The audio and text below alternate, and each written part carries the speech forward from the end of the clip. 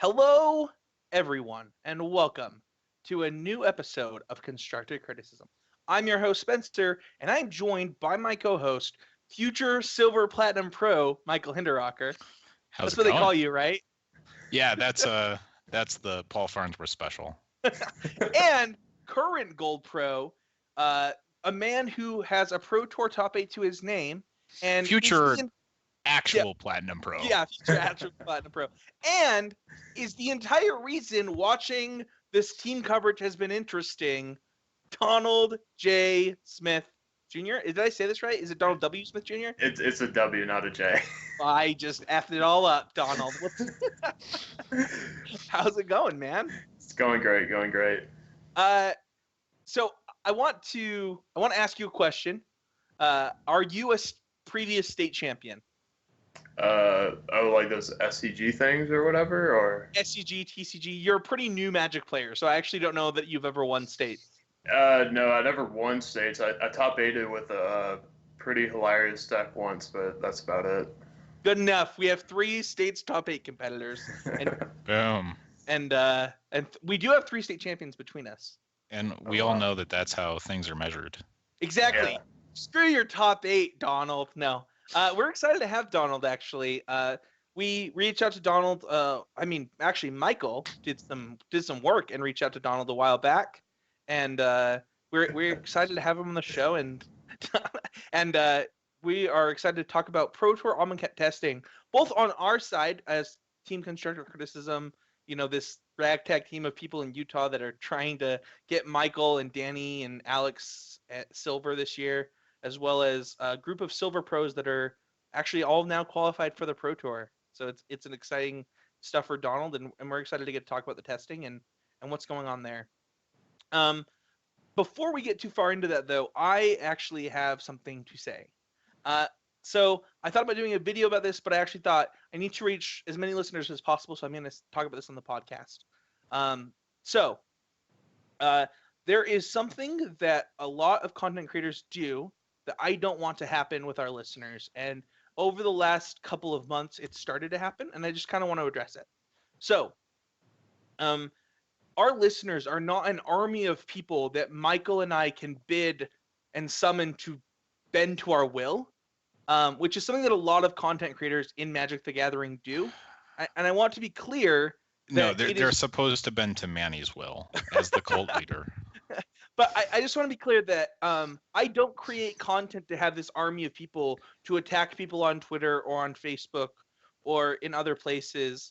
I appreciate all of the support that we get, but I want to be clear that I am trying, and Michael is a part of this, and Danny is a part of this, to create a community of people that are just all trying to get better at Magic the Gathering.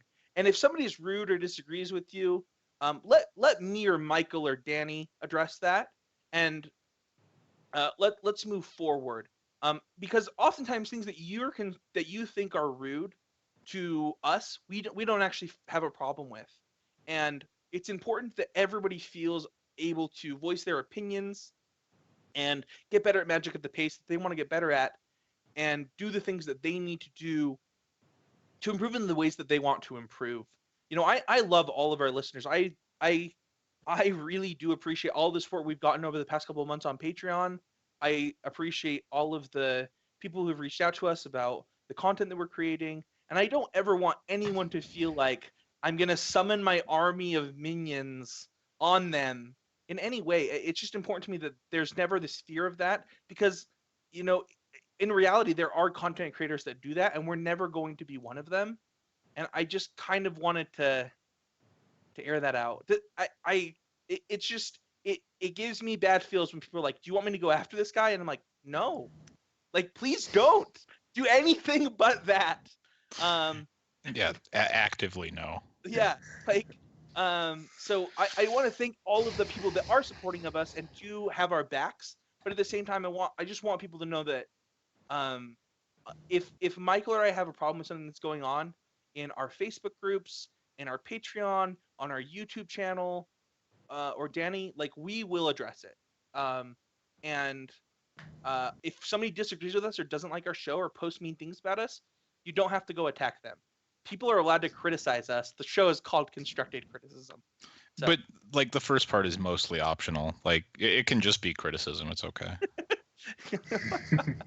All right, let's get into the show. So, first of all, I want to thank all of our patrons. We don't have any new patrons this week, but I just want to say that we've had a 200% increase in patronage in the last couple of months.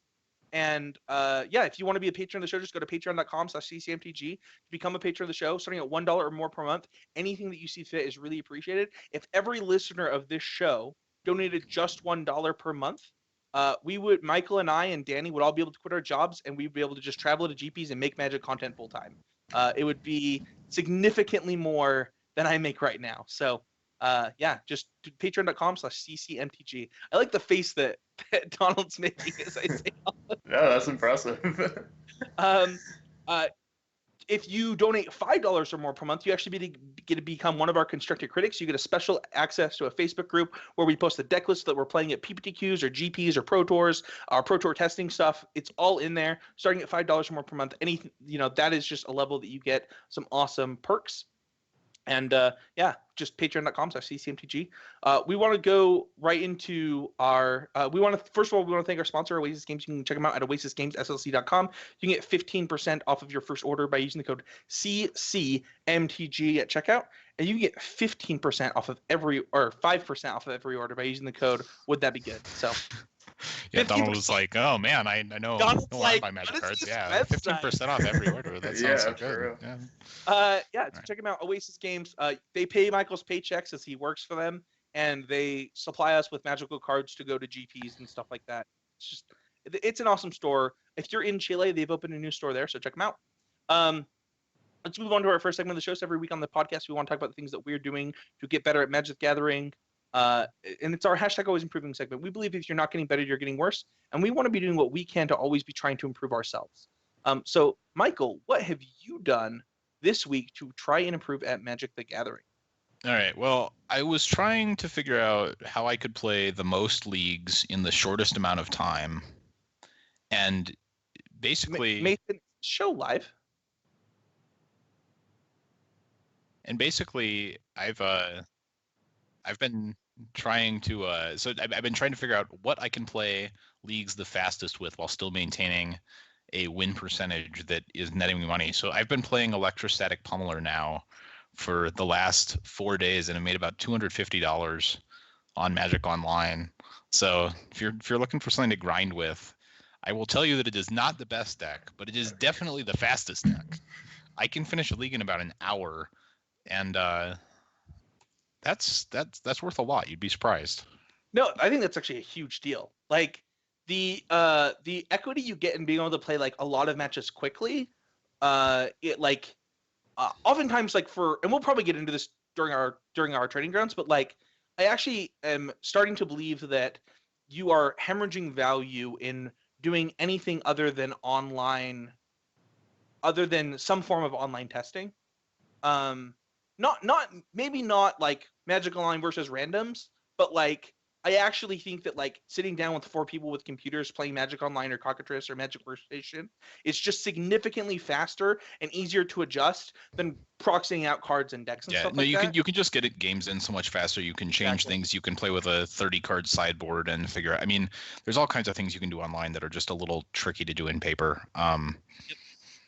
Yeah, it was actually interesting. I was having like lunch and going out with some pros like after the Pro Tour, and they said that because of the earlier release that maybe like testing houses and super teams like might be like obsolete, like literally obsolete now, because they share the same thing. They're like, why get in a house when we could just play Moto? Yeah, you can just get so many games against pretty quality competition so quickly. Yeah, it is a real change. What about you, Donald? What have you done to try and improve at Magic the Gathering this week? Yeah, so this may be unconventional or something, but I've just been trying to like work out, or not like so much like work out, but just being more physically active. I just had like a pretty rough semester, and I noticed like just a little bit of weight gain. I wasn't feeling as good physically, and that definitely translates pretty poorly to a tournament setting. So I've made it a point last week, actually, in Nashville. I was testing all day, but I'd make a point in the middle of the day to just take an hour and go walk around the neighborhood and basically not like deteriorate my body just sitting down in a chair all day. And yeah, I've just basically got done with a jog about an hour before the show, and I do think it's something easy that a lot of people neglect.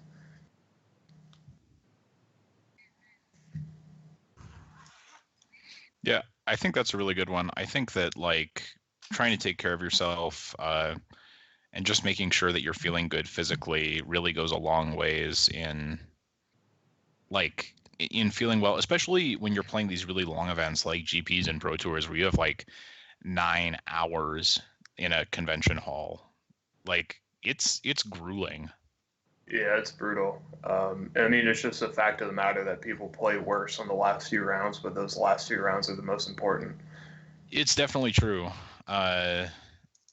It's kind of interesting, but I've certainly found that like some of that just comes from playing more, like having more experience as we get into the later rounds of an event.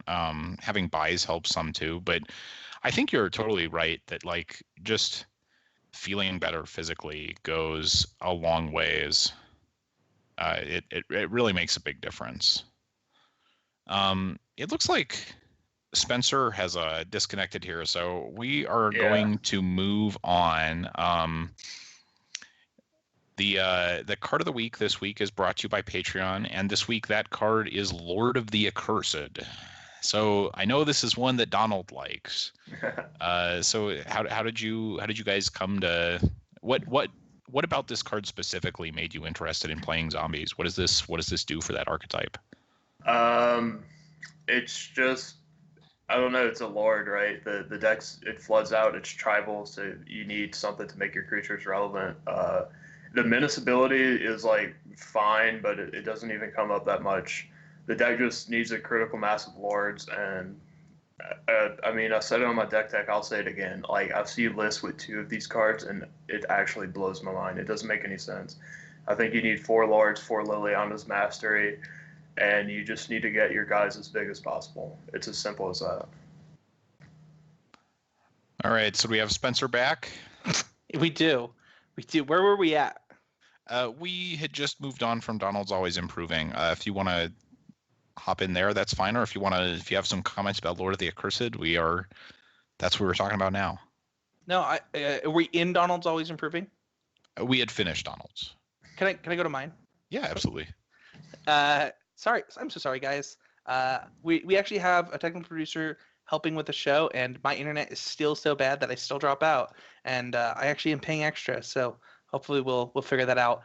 So for me this week, I have done a lot to try and improve at Magic. One of the huge things that I've done is made a commitment to myself to getting games in new ways. So I have an entire MTG collection of basically every deck in Standard other than Zombies, which I could acquire right now if I wanted to, and just trying to get in more games in competitive leagues. And I always said to myself that once I felt comfortable with MTGO, I would move into competitive leagues and really start that journey to maybe get into the mock, stuff like that. And especially now that I'm married and have kids, and I've fully invested in that now, and now I'm playing on MTGO in a new way, and I'm really excited about it. I think that, I still don't think that the average player in MTGO is better than the average player in paper. I am enjoying getting in more games, so it's been pretty fun. So where are we at now? We talked a little bit about Lord of the Accursed. I just asked Donald how it had worked for him and what about that card brought him towards zombies. So what made you want to choose this as card of the week, Spencer? Was this just landsliding the Pro Tour? Yeah, it wins the Pro Tour. Is like the number of times that between Diagraph Colossus and Lord of the Curses, they just build out the board and then hey, give them all guys menace, kill you, was kind of an inappropriate amount. Yeah, this deck is really good in board stalls, isn't it? You're just yeah, I'm gonna win eventually. We can both play guys, but eventually mine are gonna be all 4/4s for some reason. Dudes, my guys are gonna be big, and then I'm gonna give them menace, and you're gonna die. Well, and that ignores, like, sometimes you just basically merfolk people too. Like, you're just like, Lord, Lord, Lord, take 10, 15. Okay, we did it. Yeah. Yeah. So so on Card of the Week, we like to give out cards to people who donate at least $3 per more a month on Patreon. And sometimes the fates have a way of doing things. So I select patrons randomly, and this week is our technical producer, Mason, has actually won it. I couldn't even put it in the show notes because he can now see the show notes. But yeah, Mason, shoot me a message and we'll get you some Lord of the Accursed. I think that Zombies is here to stay because I think of it as a Mardu matchup, and I think that's really important. So. Definitely. I think that's one of the really big appeals. Like, basically every creature matchup, you're just so good at going wide, it's really tough for them to win. Yeah, I completely agree. Well, let's move on to our pairing. So every week on the show, we want to over the decks that did well in a given format, whether that's a couple of events, just one event. And so the way that it breaks down for the Pro Tour is a little bit different. So typically we give 6 points for first, 5 points for second, 3 points for 4 points for top 4, 3 points for top 8, and 2 for top 16, 1 for top 32. For 32, yeah. Yep. Here we gave 2, 3, and 4, depending on the number of points that they received at the Pro Tour. So if you look at Pro Tour deck lists, the first block of deck lists from the lowest points got 2, and so on and so forth. Right. So basically the idea here is separating out constructed from limited. Right. That we're not just focusing on PT finishes, but points in constructed. Yeah. Exactly. Yeah. It's not about their finish. It's actually about how well the decks actually did. So coming in at number 5, we have blue, red, /white.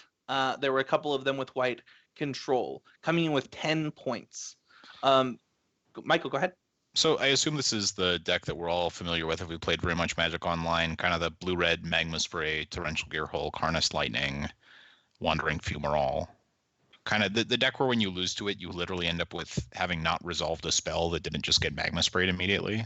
Right. I mean, I played a number of games in the last couple of weeks where I think I literally end the game with 0 permanents having been in play on my end step. Yeah. Just like, cool. I actually had a game against this deck just recently where I had double Deep Fiend Ulamog in hand, like in my opener, and I was like, I actually don't know how this deck beats this. Like, I kept, and it was just like, okay, like I'm gonna sacrifice this Rogue Refiner, tap down your stuff. They're like, okay, kill it. I'm like, okay, untap, play my 8th land, go. And I had just been playing spells throughout the game, and then like I think that this deck's real trouble is going to be with big creatures because all it has for it is Harness Lightning. Yeah, I haven't played this one as much as some of the others, but it's an interesting deck. You get to play a lot of counter magic. I really think how do you feel about like your zombies matchup, playing zombies against the blue-red decks? Oh, I'm sorry, you cut out at least on my end for a second. You're asking how I feel about zombies versus blue red? Yeah. So with our build of black white, it was actually pretty like hilarious because game 1 it's a little rough maybe depending how many Sweltering Suns they have, but game 2 and 3 we just board in 4 Gideons, 4 Scrounger, 4 Transgress, and just go to work. And I mean, the deck is okay, but it still has a classic problem of having a really hard time against a Resolved Gideon. And they frankly don't expect that out of a zombies deck. So with black-white, it's good. I actually didn't test much mono-black zombies. I was on black-white pretty early on, so I don't know what tools they really have, but at least from the black-white side, it was pretty... I mean, the game 1s you lose, but I really liked our post-war games. Yeah. One of the things that I do like about this deck is that while I'm saying like all they have for big creatures is Harness Lightning, because of the counterspell sweep that they play, that might be all that they need in a lot of games. Definitely, and you also don't really have any other energy sinks. You get to play Aether Hub mostly as a land that actually makes your Harness Lightnings better. Absolutely. So I think like I think I like straight blue red slightly better than Jeskai right now. Could end up being wrong on that, but I can see why, if this was a deck that appealed to you, you would be interested in playing it. I mean, I think it's a reasonable choice. Yeah. Yep. Yeah, let's go on to our next deck. So our next deck, coming in with 15 points, are green-black snake decks. This deck actually, it's funny because like at the SEG circuit, this deck completely fell off, was replaced by like old school green-black Delirium. And what people found, I think, pretty early in testing is old school green-black Delirium is not good against Marvel, and Marvel is really good. And this deck actually has a chance in the world against beating Marvel, whereas green-black did not. Is that something that you guys found in testing as well, Donald? We actually more or less disregarded the green-black snake stacks, and I think we were pretty correct to do so. Yes, you were. I agree. So their deck is really bad against zombies. So green-black snake, especially those energy versions, were the default like aggro, but like huge aggro deck. And zombies just kind of trumps it in every way, we feel. I've had so many games where my zombies are bigger than their pumped up guys. Like they go snake into whatever, and I mean I just play 3 lords, and anything they do is irrelevant. However, the zombies deck is really good at blocking too, right? I Yeah. mean, that's one of the things I've noticed, that like it's really hard without trample to attack through, and I think that Verdurus is the only real creature that really attacks through your board very well. Exactly. But I do like the top 8 deck, Kenyuka Heroes, green black snake. Should be the one on your screen also. Is it? Oh no, Yeah. no, I'm saying for the viewers. Oh, okay. He was playing the Bone pickers. And I think Heart also is probably like. Yeah, he was playing Heart, Bone Picker. Interesting, he wasn't playing any Green Gear Hulk. That's kind of fascinating. Something that was very interesting to me about the deck is he actually has like basically no top end. Like his plan is in fact just to like, I mean, I guess his top end is like a really big walking ballista. Or a long tusk cub. I mean, what I actually like about this deck is that he has a lot of evasive attackers between the siphoners, the bone pickers, and the hearts. You don't really need that many counters on any of those things before. I mean, probably 2 attacks with a couple of counters on one of those guys, and it's basically the end of the game. Yeah, like the evasive is a key point.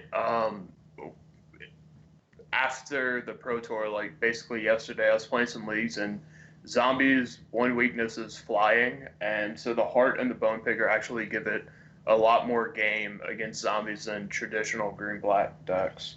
So I'm actually very interested. I haven't tried the deck myself yet, but it's like kind of next on my list of what to try to bring to Montreal. I'm actually very impressed by the deck. You know, one thing that in our testing that kind of came up is we also didn't really like the Delirium versions of the deck, going into Sultai and Abzan a little bit. I wonder if these decks going into Jund or things like that can resolve its zombies matchup. I'm not sure, but I really agree with Donald here that flyers can be a big weakness of that deck because you can produce board stalls pretty easily. So if you can produce a board stall while also getting in flying attacks, that might help the matchup. But yeah, I mean, this deck is also starting to get in range of like where you could play Unlicensed Disintegration if you wanted to. When you start adding hearts that's exactly to your what Walking my thought Ballista was. deck, it's like, I'm not sure that it's good, but it's certainly something you could explore were you wanting to put a bunch of time into this. Yeah. Yep. So now that we have those 10 and 15 point finishers, let's move on to the next deck. Mono Black comes in with 72 points, and if you add Black White, it comes in with 94 points. Coming in, let's pull up Jerry Thompson's zombie deck, and this is the deck that won the Pro Tour. This is also the deck that I've played against about 1,000 times online right now. So true. People love this. I mean, when was the last time we had a tribal deck that was good? I mean, humans, so not that long.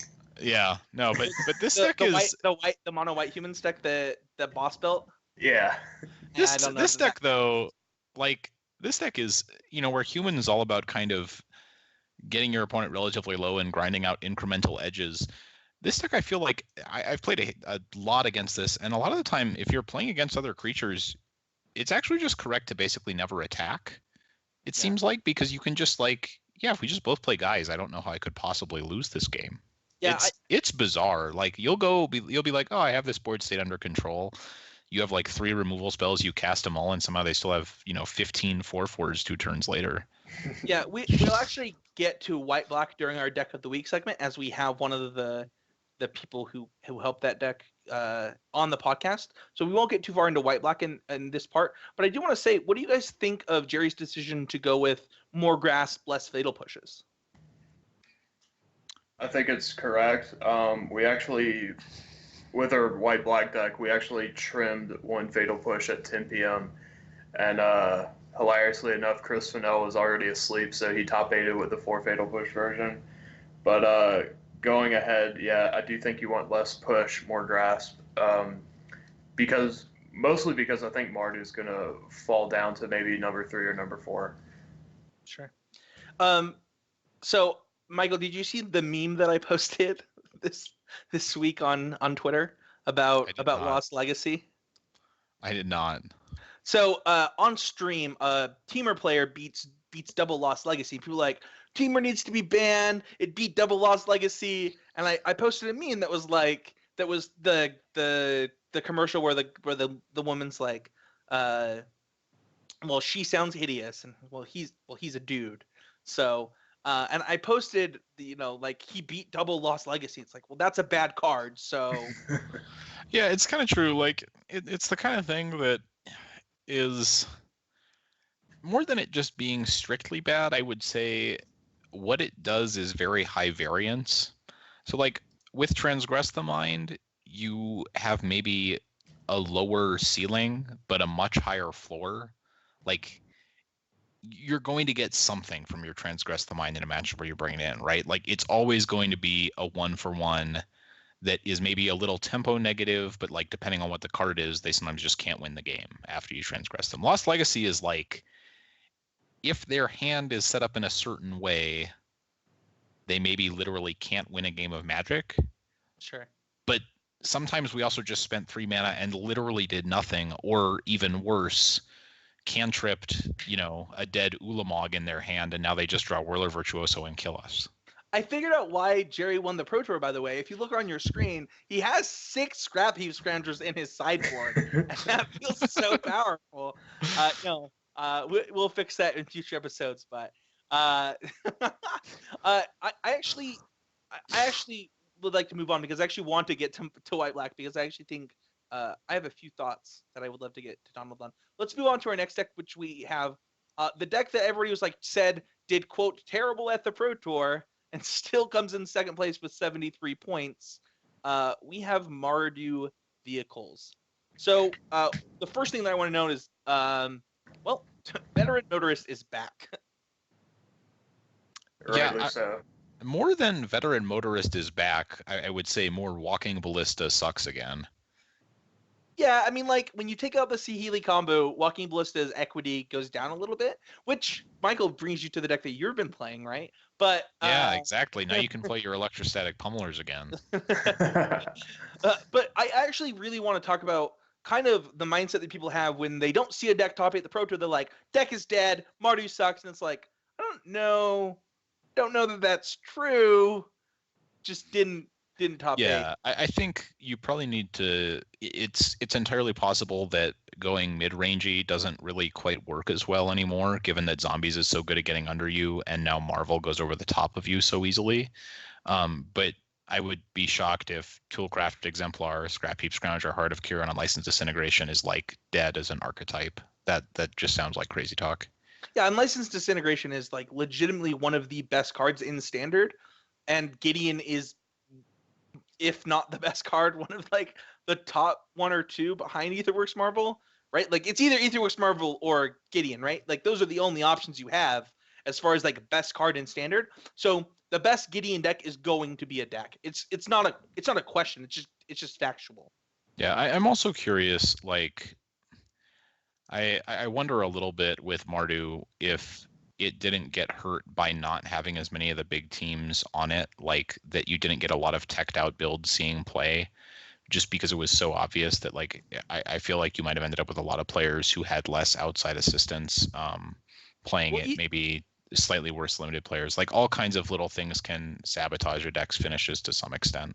It became abundantly clear in our testing, like when I was communicating with Alex and with the team, I was like, just so you know, like this has a bad matchup against Marvel. Control has a bad matchup against Marvel if you like sequence right, which Michael has said for a long time. Like having a bad matchup against a bigger deck, right? When you might expect people to play black green was kind of just bad for the deck. What was your guys' thoughts of Marvel going into this, or sorry, not Marvel, Mardu going into this Pro Tour, Donald? We thought it was kind of like super level 1. We didn't give it that much thought. We were crushing it online. A lot of people were playing it online. We made sure not to like every time we would make significant changes, we'd test it against Mardu just to make sure we weren't going to get ran over by an aggro start. I personally didn't want to bring it. I thought it was a little outdated. I think it can be changed. I think it needs to be changed to be competitive again. I think, as you guys were saying, you can't be mid-range anymore, especially considering why the mid-range plan was good last standard. It was specifically to beat black-green, it felt like. So that's not really a concern. So I think you need to go more aggressive, perhaps go back to like Inventor's Apprentice and even Metallic Rebukes or Ceremonious. The deck as a base is the still Michael good. Hinderocker special. That's what Matt and I were trying today. Actually, we were trying Deck in Stone in the main deck, along with a bunch of Inventor's Apprentices. Yeah, yeah. But I totally agree with that. I think you want to go a lot lower to the ground for this deck to make a lot of sense right now. Yeah, and honestly, I'm interested. So in our testing, and we'll get into this a little bit more, but while we're on Mardu, in our testing, Glorybringer was actually just better than Avacyn in most games. I'm curious to see why so many people ended up on Avacyn for this Pro Tour. Donald, do you have any thoughts on that? So, I feel Glorybringer is better than Avacyn against zombies, maybe, but not by much. But it really felt bad when it was like Glorybringer versus Avacyn, and it felt like the Glorybringer always lost. And Avacyn does feel a little bit more flexible against Marvel, especially against like sweepers and stuff. So overall, Glorybringer is better in some matchups, but Avacyn gives you more play, more flexibility, and I think it ekes out to just be slightly better. Also, probably slightly easier on the mana base too. I think and it's the way you built it, right? Like if you're playing a kind of a white-black splash red version, it makes a lot of sense that adding Glorybringers is really hard. If you move towards more of an Inventor's Apprentice base, that may no longer be the case. And in our versions, we were playing like black, red, splash, white, where like the white splash was Gideon. So it kind of just depends on where you sit in that hierarchy. Let's move on to our number 1 deck. We have Timur Marvel coming in with 82 points. But if you include Sultai Marvel and Bant Marvel, which by the way, please don't play Bant Marvel. Like, if there's any advice that I can give any player listening to this podcast, Bant Marvel is bad. Don't play it. And then we have Sultai Marvel. If you combine them, you get 101 points, really outpacing the rest of the field, even considering it wasn't even the most played deck at the Pro Tour. So we have 2 lists. We have 2 very different styles of lists. We have a Yuya Watanabe special that also was pretty close to the stuff that Team Channel Fireball Ice found the night before the Pro Tour, just as a 5-0 list, and just like straight up sleeved it up and brought it to the Pro Tour, which kind of speaks to Donald's point earlier. This deck does a few things that I want to talk about. First of all, it speaks to some of the things that we found in our testing, which is like having a 1 of instant speed Wrath Effect like Kozilek's Return in your Torrential Gearhulk deck is actually better than like just like maybe a Radiant Flames or something like that. But the other thing that it speaks to is these guys didn't play Servant of the Conduit in these decks. What do you think of them, Michael?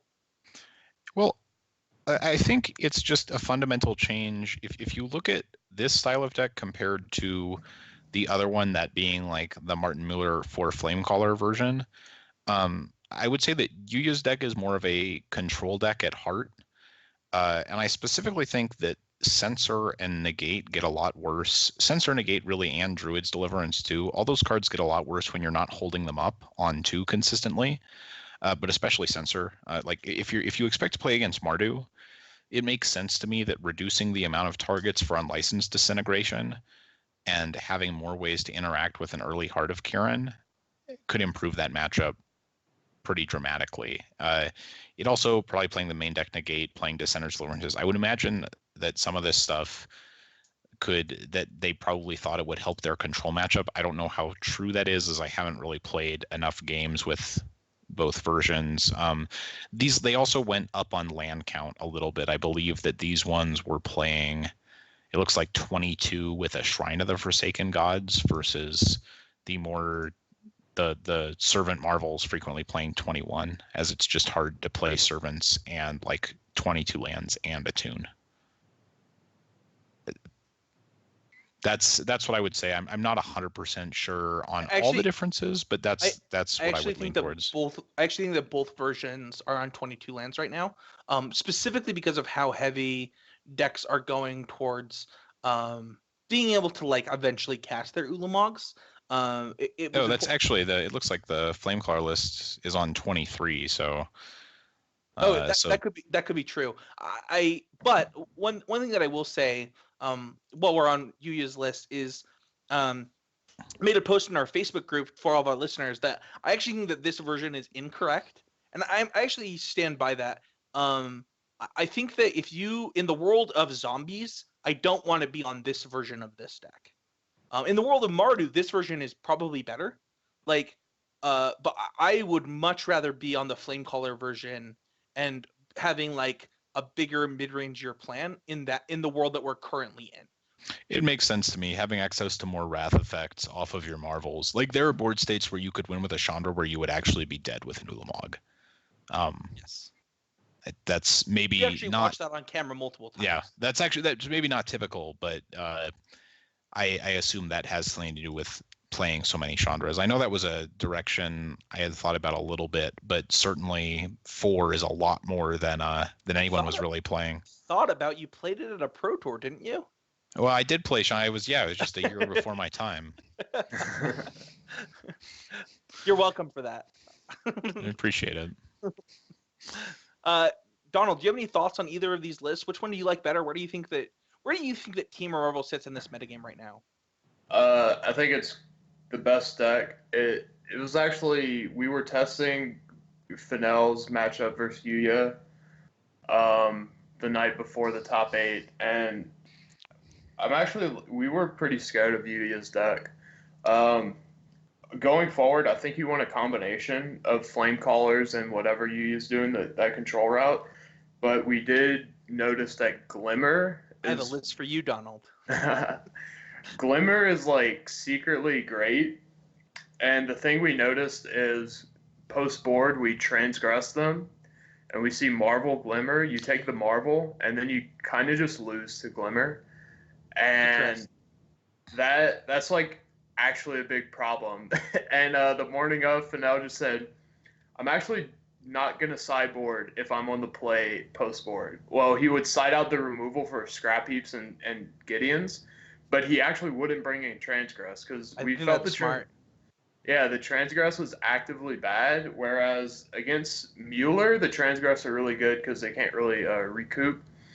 So I think it'll be a combination of both. I think if you could do Glimmer and Chandra in the same deck somehow, some way, that might be a scary combination because at least right now it seems that Mueller's list is susceptible to transgress, and Yuya's is kind of susceptible to just like a normal aggro start.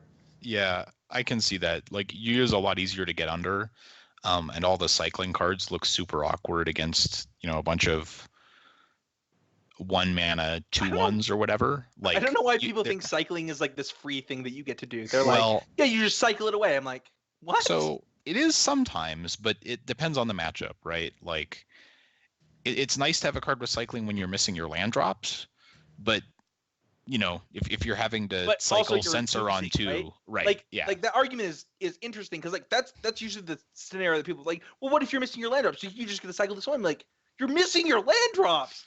Like you don't get to cut lands because you have cyclers in your deck in constructed. Like if you don't hit your land drops, you're gonna lose. Like maybe you cut one, but like you're not playing like a 20 land deck in a deck with a bunch of cyclers. It's just people are weird. yeah. So I mean, I like the cyclers in Marvel in that they're sort of like crappy glimmers. Sure. You know what I mean? Like if we're just on the I need to sometimes draw 2 Marvels, having a bunch of cards that cycle makes sense if your opponent is spending a bunch of time transgressing you rather than killing you. But you really don't want to be on the draw and keep like a double Dissenter's Deliverance hand and have your opponent lead on Dread Wanderer.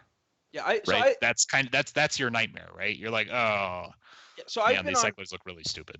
I've been on Timur Marvel for a while, since about a week or week and a half before the PT, and I will say that Yuya's list is just 100% built to just annihilate Mardu. Like he did not want to lose any games to Mardu, and I wouldn't be surprised if he didn't. One thing that I will say is that I think that this deck playing like 22 lands and 4 attunes is in this deck is you really get to hit your spells and like hit your land drops. And the advice that I would give to people who like might be picking up this deck that didn't get to play it last year are that attunes are basically evolving wilds in your deck. So like when you see a hand that's like 3 attunes and a Chandra, it's not a 4 spell hand. That's a it's a 1 6-drop hand. Yeah. Yeah, it's a 5 lands and a 6-drop hand. So just think about that going forward. Let's move on to our deck of the week segment. So every week on the show, we want to highlight one of the decks that did well. This week, we want to highlight zombies as we have Donald Smith on the show. Donald, we want to talk about black-white zombies specifically, and I would like to start off by just saying like there is. It takes a lot. I actually did a deck on your deck on our YouTube channel this week because if there's anything that I appreciate in a deck list is cleanliness. And your sideboard might be the cleanest sideboard I have ever seen. I looked at your sideboard and was like, I know exactly what all of these cards are for, and I know exactly how to sideboard with this deck, and I know exactly who I want to beat with these cards. How did you guys come up with this sideboard? It is beautiful. Yeah, we were juggling around the idea of Gideon, and I was like, no, the mana doesn't work. And then I got like Sweltering Suns 2 times. I'm like, all right, let's look back at Gideon.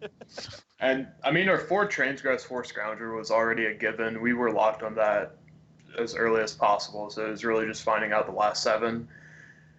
And yeah, it was, we were trying different things. We were trying like Fleet Wheel Cruisers, yada yada, against any like Wrath decks, but I mean Gideon's too strong, and it was simple as that. Okay, jam 4 Gideons, matchups fixed. Okay, what's for the mirror? 2 Deck and Stones, great.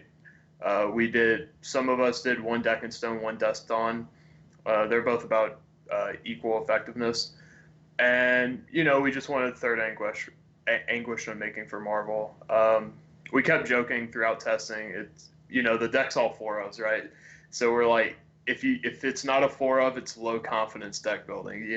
Every card's great. We need 4 of every card. So I have so many questions. So I have.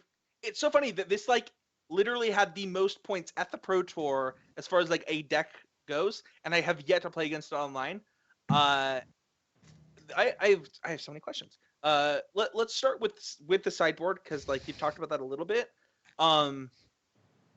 So the 4 Transgress, 4 Scrounger, 4 Gideon, like when somebody sees this, it's pretty easy to see like, okay, on the play, I want Scrounger in a lot of matchups to put myself more aggressive and more resilient. When you see Transgress, you're like, okay, against decks like Marvel, I might want this either on the play or the draw, depending on how they're built. Gideon, I might want this. I definitely want this on the play against Marvel. Like how did you guys board differently on the play and the draw? Because I could see boarding completely differently with this deck depending on where I was sitting with the die roll. So against Marvel, let's see. So a lot of the things we sideboard out are Fatal Push. You know, if they don't have targets, you just take them out. So that's the easy four. And then we noticed we board out a lot of the 2-drops. A lot of times we board out 4 Wayward Servant, 2 Binding Mummy, and then we'll board out Diagraph Colossus as we cut down on the zombie count a lot. And that's just, it's kind of just a question of power level at that point. Binding Mummy, Wayward Servant, but especially Diagraph, really ask you to commit to the board, and you typically bring in these the Transgress, Scrounger, Gideon when you're against sweepers. So you're taking out the decks, the cards that ask you to trigger zombies and just flood out to these more resilient threats. So we actually don't change too much versus player draw. As we played the tournament, and especially after seeing like Yuya's deck list, we realized, yeah, maybe some of these cards aren't as good. But for the most part, it wasn't too different on the player draw, except for Mardu. Mardu was the big question mark, because if they board into control, then we could bring in those cards. But if they stay aggressive, we don't want any of them. So that was like typically if we were on the play, they were on the draw, so they're more likely to take out Toolcrafts and whatnot. And so we could afford to bring in these more resilient cards. But if they were on the play or we were on the draw, we didn't want to just get ran over by Toolcraft into Heart, so we would basically not sideboard at all. That makes a lot of sense. When you're doing that, are you doing that blindly, or do you try to actually watch your opponents to see how many cards you think they're boarding? Yeah, it's a combination of everything. I mean, the biggest giveaway is like what do they play? Like the moment they play Walking Ballista, they're immediately going to do the control thing. If you see like a Spire Bluff Canal or something, although I didn't see any at the Pro Tour, but it was something to keep in mind. That means counter magic, and that means they likely don't have room for a transform post board. But then, yeah, it did come down to, I take out my sideboard and I just peek over and see what they're doing. And yeah, I played against Marty a lot that tournament, and they would just take 13 cards and like mash it all in to try to hide it. But it was like, I know what you're doing. So, yeah. Oh, go ahead, Michael. No, that's great. I appreciate the both of you trying to grab all your sideboard to make it a little more sneaky. Let's talk about the deck really quick. Like I obviously love your sideboard, and that's kind of why I wanted to talk about it. But what do you think the key cards in this deck are? Like what? So for me, it's not even close. I think it's Diagraph Colossus. Oh, look at his face. Diagraph's okay. He's fine. He's a great game one card. I put it like that, right? So it feels like a Rabble Master in a sense. You untap with it, you go crazy. Mostly he just dies though. But again, post board he gets cut a lot when you're boarding in all the other sweet threats because your zombie count goes so low. Sure. That's interesting to me. So like if I'm boarding in Gideon, this is just my opinion, and I love to learn. So like correct me here. If I'm boarding in Gideon, I want as many diagraphs as I can have. Okay, why is that? I'm curious. So because of your go wide plan, right? Like I would think that like being able to go wide and then jam Gideon is like basically unbeatable in matchups like Marvel. Yeah, so the thing is it's more of a question of boarding out, right? So we felt that Dark Salvation and Liliana's Mastery were uncuttable. And so then after you board out the push, the only thing to cut are zombies.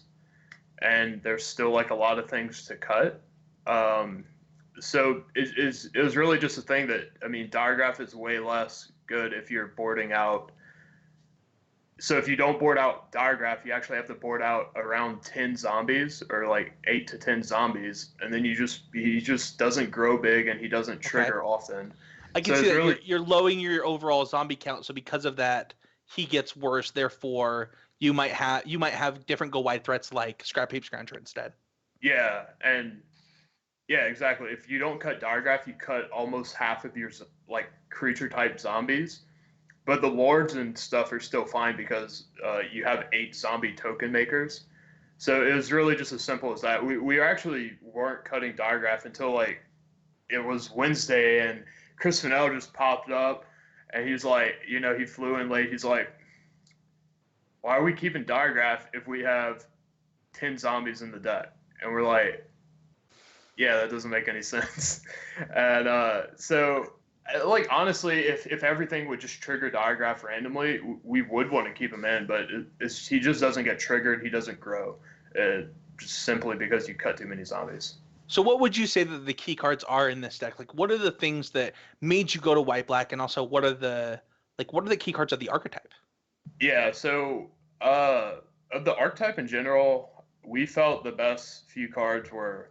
We felt Dark Salvation was insane. That card just does everything. So for example, the card's way too flexible.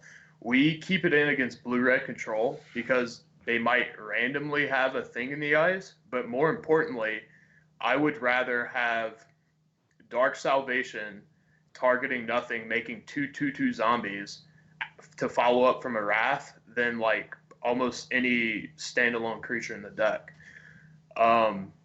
So we learned that it was so flexible in that sense. Even like, oh, you Wrath us, okay, untap, make 2 or 3 guys. So we felt that card was so key. It's flood protection. The deck is prone to flooding. We felt Liliana's Mastery was just insane, and you never cut it, and you always play 4 because it simply adds too much power to the board.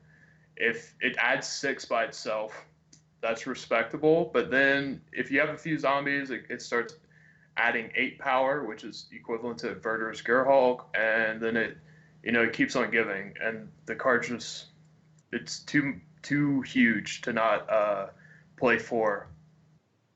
And the white was ultimately really, we felt, just a Gideon thing, but also Anguish Unmaking. Mono Black can't beat or resolve Marvel, and we were stealing so many wins from. They play Marvel, spin, whiff, or hit like a puzzle knot, Anguished, and then they don't do anything for 3 turns. And the 2-drops are like actually better in the mirror. Binding Mummy kind of gives you like a falter at any point. You have Binding Mummy, Diregraph. You play 2 zombies, you tap 4 things. That's insane. Then you make your Lord give everything Menace. There's a lot of lines you could do with that. The Waywards, they give reach. They're just like nice. Multiple times I would send in Dread Wanderers, reanimate them, and just drain them like 2 a turn, and they can't do anything about it. Sure. That's actually really cool. Yeah, it's just all these little things that the white give that we ultimately felt were just stronger than Relentless Dead and Metallic Mimic, which are respectable cards, but ultimately don't give you play. They just, you play them and they do their thing, but you could do a lot of tricks with like Binding Mummy, Wayward Servant. The Gideons are great. Anguished is great. Deck and Stone, Mirror trumps. Like, we're so favored in the mirror just because of like these 2 sideboard slots that instantly win the game. And Shambling Vince is respectable too. Sure. So all that is great. I would assume that the trade-off isn't really in the creature base. You could obviously play Metallic Mimic in white-black if you wanted to. And I don't think anyone is claiming Relentless Dead as a powerhouse. That seems like insanity at best, and straight up lying. Its price point might be disagreeing. Well, so it's a mythic and it's a cool card, but like, I don't know that I've ever felt like I lost a game to a Relentless Dead ever. I actually would like to speak to this. I actually don't. So like, if the White Splash is as free as you guys were implying, basically like in your deck tech and throughout coverage, I actually don't understand why people are playing so much mono black online other than the price point. Because like, to be honest, as a Marvel player, like when I see them go like, if I see them play, what is the land that makes Ormondal? Westvale. So yeah, if I see them play Westvale, I'm like, oh, thanks for the buy. Like, thank you. Yeah, my assumption is that a lot of the people who ended up on mono black were less about the creature base and more about the mana. Like, there's definitely a cost to playing Shambling Vent in your deck. Double planes draws are probably not great. Drawing a tap land when you're going to play Liliana's Mastery. I mean, I'm not saying that doesn't make it worth it. I'm just saying I can understand why people would be scared of doing that. Yeah, that is why people ultimately don't play white-black. They're like, oh, I top decked this Concealed Courtyard when I was playing Liliana's Mastery. But, I mean, we tested a lot of both as a team collectively, and we just felt we were getting wins from this anguished on a tap Marvel. These Gideons are insane. They make the control matchup so free. They're great against Marvel also. And I was just pulling off so many crazy things with Binding Mummy. It sucks to have a tap line, but I don't know. The white cards give so much play.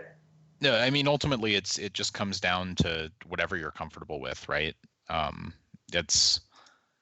There are costs to either, and obviously both were really successful this last weekend. So cool to see.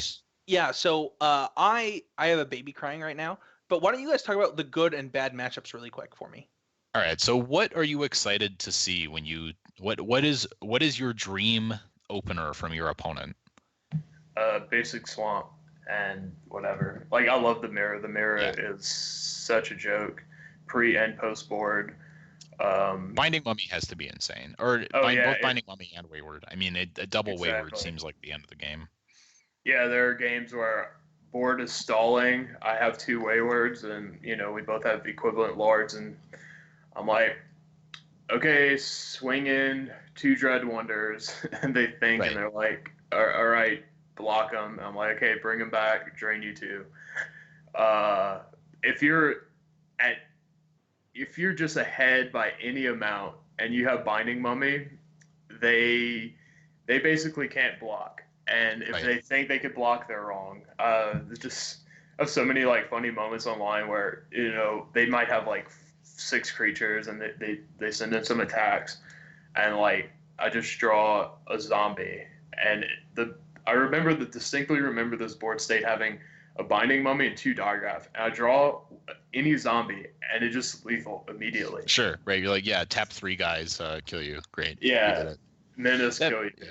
That makes so much sense. And then you think it makes the Marvel matchup better.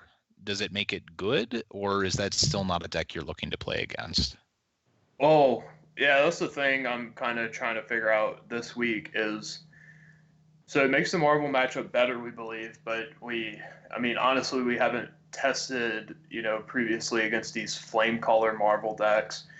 Sure. We kind of knew about these Glimmer Gearhulk Marvel decks, and those are probably still fine, but yeah, we're just especially as Zombies is now a powerhouse, and Marvel players could move away from Mardu specific cards to zombie specific hate cards. I'm not sure what Zombies could do to also ramp up the Marvel hate, and I'm still trying to figure that out. I don't think extraction effects are good. Thank you. But yeah, the scary thing is that these transgresses are not even feeling good anymore. And that is what's worrying me. So sure. I mean, right. I mean, if you're in a spot where you're saying, "Oh, I don't want to play extraction effects, but the thing I want to play instead also sucks," it's like, well, I mean, we probably have to play something, right? I think it's important to note why the extract. I actually think that if they were cheaper effects, Zombies might actually be able to utilize that, right?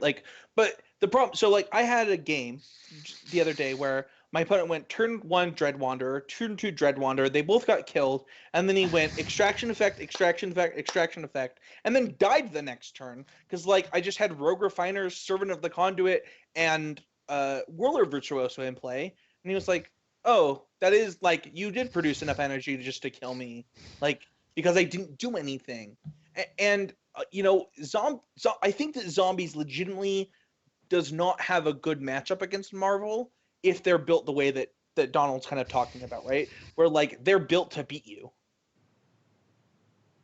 Yeah. It's you could just see like that top 8 match. Calcano played 2, lost. Legacy's lost. Wednesday before the Pro Tour, we fired up a league. You know, we're still trying to find the Marvel Trump, and yeah, we cast Lost Legacy 3 times versus Marvel and went 0-3 versus it. And it's, I mean, just kind of off it at that point, right? Yeah, just not good enough. And that makes sense. I mean, it's also interesting comparing Grand Prix to the Pro Tour, because in general, my feeling is that the Pro Tour is often about sort of figuring out level 1, figuring out other people be on level 2, and then jumping to level 3. Whereas GPs are almost exclusively about figuring out what's level 1 and then just beating it. So I feel like it's kind of a different skill set as far as deck selection goes. So let's go right into this. So this week on the training grounds, we want to talk about Pro Tour Amonkhet testing, between what we did to help Alex prepare and some limited tests. We won't touch on limited testing that we did with more people, and then also Team Lingering Souls testing. So let's start with Donald. Where did Team Lingering Souls start with their testing? Where did you guys? What was 0.0? Okay, so it's interesting with splitting it between limited and constructed, but so should I talk about like each separately? No, we're not going to talk about limited. Oh, okay, just for constructed. Okay. Yep. Okay, so when I test, my first thing is to find, I call it the litmus test of the format, and it was pretty obviously Mardu this time around. So any deck we brew, any idea, anything, we tested against Mardu, and actually, yeah, like we tested against Mardu, but we test against ourselves. So we load up cockatrices and play the matchup against ourselves, and it doesn't take long. It takes me 6 games, I feel, to find out if a brew is even worth playing or not. So I'll just play 2 pre-board, 4 post-board. Well, at the very beginning of the format, there's no sideboard, so I'll just play 6 games against myself on cockatrices, against Mardu, or whatever we feel the level like 0 deck is, and just go from there. And the goal is just to find out like what beats Mardu, like what is the overall archetype that could beat Mardu. Try to specifically counter the deck. Okay, so we started from a wide range of decks. So for my communication with Alex, and Michael, you can speak to whatever yours was as well. It was like, okay, so the best decks that we did from this weekend were like Timur Marvel, Mardu. That might have been all we said to him. Like those were the like decks that like did well. We might have included other things, but we had a very clear level 0 of Mardu and a deck that clearly beat Mardu. Yeah, so what I would say is probably different is like when you have less people qualified, there's maybe a little less emphasis on kind of getting everyone on the same page. Right. When we're so like with Alex being the only one who is really invested in like what we're testing, a lot of it goes into just finding something that he wants to play. Yes. Because ultimately, like if someone hands you a deck and tells you it's good but you hate it, you're probably not going to have a good time, and you're unlikely to play it very well, right? I mean, you have to have some level of investment, I think, in what you're playing, or it's just very hard to get your head in the game mentally. Excuse me. I actually think that's actually why I spent so much time on the Bant deck, is because I knew it was a deck that Alex would enjoy. So for those who are constructed critics, you saw like this evolution of this Bant deck that we were testing that was like a green white token splashing for spell queller kind of deck. And the reason that we invested so much time in is because Alex initially saw the deck list, was like, I like this, tell me more about it, and we invested some time into trying getting that to work. I think that time was wasted there. It's interesting, right? Like the difference between like 3 people to 1 people qualified for a Pro Tour, that you in your group of people is like actually a huge difference. Definitely. I think when you're working with, so, you're in constant communication with, I know 5 other guys on Lingering Souls, but then in addition to that, you guys reach out to a number of other qualified players as well. And I think that getting the data points that you do, especially early, really let you zero in pretty well. That was my experience in talking to you before Aether Revolt, but in talking to Paul and Alan a little bit, who I know were talking to you before this one, it seemed like you guys really narrowed in on zombies and were working on kind of hammering out the best list from a pretty early date. Yeah, me and locally, not even with people who are qualified. I mean, we just threw everything under the sun, and the moment those SEG results came out, we tried all of that, and it was just so evident that the only thing that had a chance against Mardu were zombies and Marvel. We tried control. I was actually like secretly working on these approach from the sun control decks for a very long time, but ultimately it didn't beat Mardu, so it was no point in even publishing it to anyone. And yeah, it basically just came down to these 3 decks of Mardu, Marvel, and zombies, and we felt Mardu in general was it was just outdated. It wasn't going to play well. Zombies was performing extremely well while being kind of left field, and I'm not going to play Marvel. I'm sorry. You're right. I mean, unless it's just absolutely incredibly wrong not to, but basically if you could come up with a choice that you liked as well. And I think that kind of speaks to my point earlier, right? Like if someone tells you that the Marvel deck is 2% better than zombies, but you're going to put in more time working on zombies, working on getting all the boarding plans right, how, what hands you're keeping, how you sequence in different matchups. Like there's a lot of value to just wanting to play games of Magic with the deck that you're supposed to be bringing to the Pro Tour, right? Like if you're playing a deck that you actively dislike playing, it's really hard to motivate yourself to play hundreds and hundreds of games. So real thing that happened. I actually texted Alex on Sunday. I was like, so if I had pushed, I think I worded it you wouldn't have played this Marvel deck that I've been working on, even if I had pushed it on you, right? And he was like, no, of course I wouldn't have. I was like, okay, good. I'm glad that I didn't waste your time trying to push this teamer list on you. And I think it's important to note let's kind of go on to that. Let's talk about roles and goals, right? So what kind of roles did we have in playtesting? And I'll start with us. So what we did this time around, because we only had 1 player qualified, there was not these I would say that since Pro Tour Dragons of Tarkir, we've just done weekends of playtesting where multiple people that are higher level in Utah come into a house and we playtest for a weekend. We come up with deck lists, and then we do another session with a few people and kind of just grind out lists and then do meetings and stuff like that. That was not what we did this time. One of the main reasons is Alex Sittner is the owner of Oasis Games, and they're actually buying a new building. So he was super busy before the Pro Tour. I actually don't even know how much Magic Alex actually played before the Pro Tour, but it was not a lot.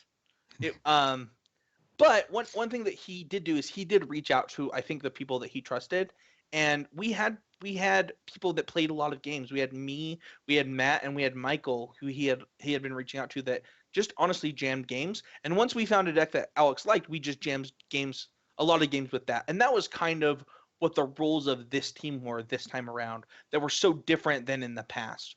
Where in the past it was completely different. This time it was Alex found a deck he liked. Let's find a 75 for him. Yeah, and I think at this kind of level, that's the reality of it. If you're on a super team, it's sort of equally important to everyone. But when you're on a team where frequently not all of you are qualified, and sometimes one or none of you are qualified, that's how it's going to be. Your goal ultimately is to help whoever's qualified prepare how they would like to prepare, whatever that entails. And I'm sure that's very different than working with a group of 6 guys where you're all qualified. Donald? Yeah. I was actually, I guess I didn't know about Alex's situation. I personally, this Pro Tour was kind of in a similar one where I had finals, not the week before, but 2 weeks before the PT. So I actually couldn't like do as much as I wanted to. So yeah, it was basically like other people telling me zombies is good. I run it through a league. I'm like, and I was surprised. I'm like, whoa, this is like legitimately powerful. So the moment someone sent me zombies, I kind of ended my quest of like trying anything else.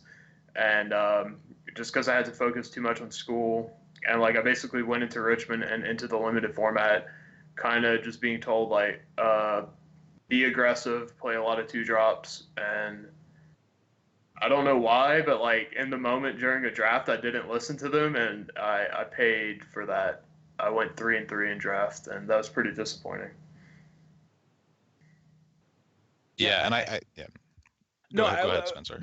I was just gonna say like the changes that I find to Pro Tour testing over the last like I've been helping people with Pro Tour testing since Pro Tour Avison restored, and the amount of changes and iterations that we've made to what we're doing is interesting depending on who's qualified. And um, I believe there is actually a process and a system that works best. But it's not your job to tell the person that's qualified what you think the process is that is correct. It's their job to say like what they need from you.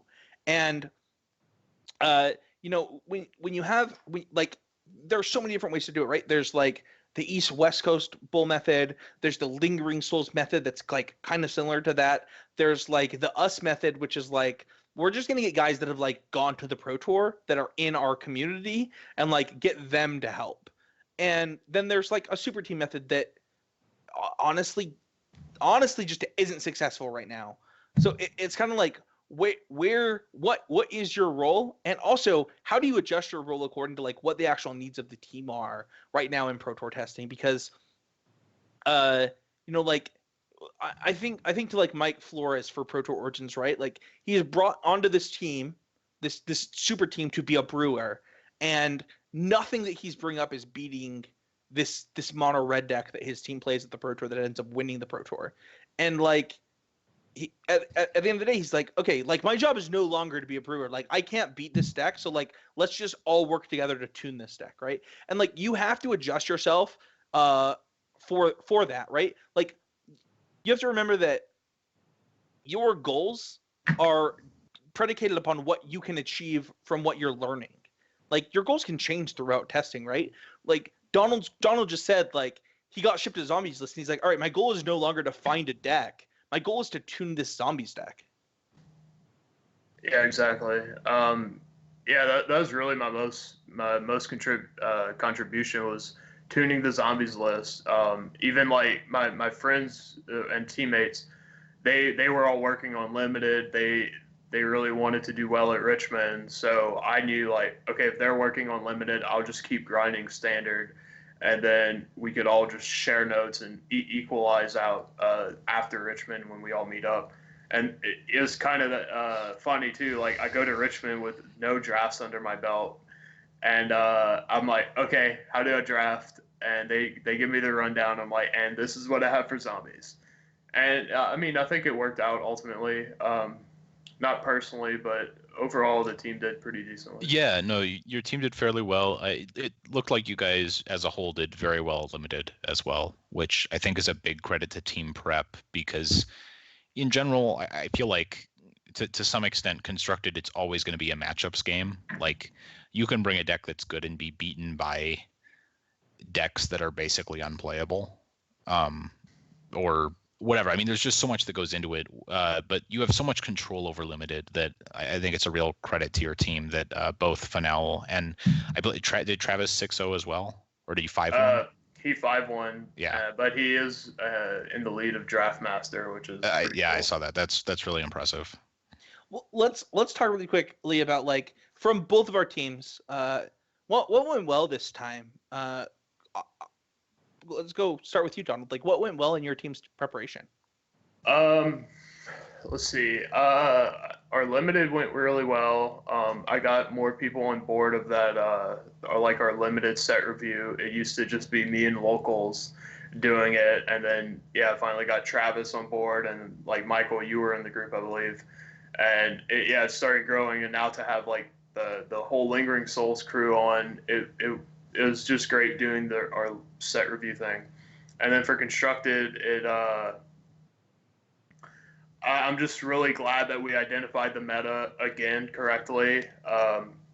Well, last time my team really didn't because we weren't working together. But personally, last PT I identified the meta. I knew the rock paper scissors was black green Jeskai and Mardu, and then Mardu was like overall the best. And we kind of identified that again. We knew it was Marvel, zombies, and Mardu. And I think both Marvel and Zombies were very defensible options, and that's what everyone on the team played. And so, I'm just glad we have the metagame read right, and I think that is the most important for Pro Tours, is to basically have the correct information. Yeah, I would say that for us, it was a very similar thing. I think that we knew that it was going to be Mardu, Marvel. I don't know that we knew zombies. I don't know that Alex would have played his deck if he had. I think the zombies matchup was okay.